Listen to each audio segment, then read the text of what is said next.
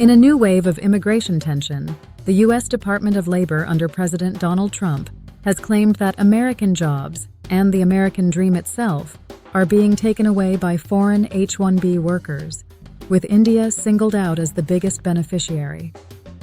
The DL released a 51-second campaign video showing a nostalgic contrast between post-war America's prosperity and today's corporate offices, claiming that Indians receive 72% of all H-1B visas.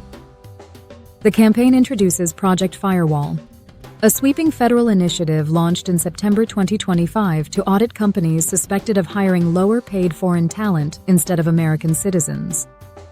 The department says it will hold companies accountable for H-1B abuse and recapture the American dream for the American people.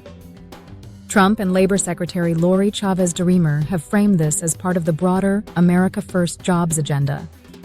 Critics, however, say the rhetoric misrepresents the data.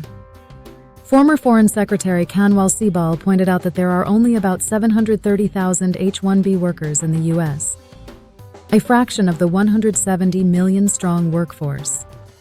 Social media users echoed this, arguing that legal H-1B professionals, many with U.S.-born kids, pay taxes and fill essential roles in tech and innovation. Project Firewall marks a sharp escalation in Trump's second-term immigration policy, shifting focus from border control to targeting skilled visas like the H-1B, especially those held by Indians in tech and engineering.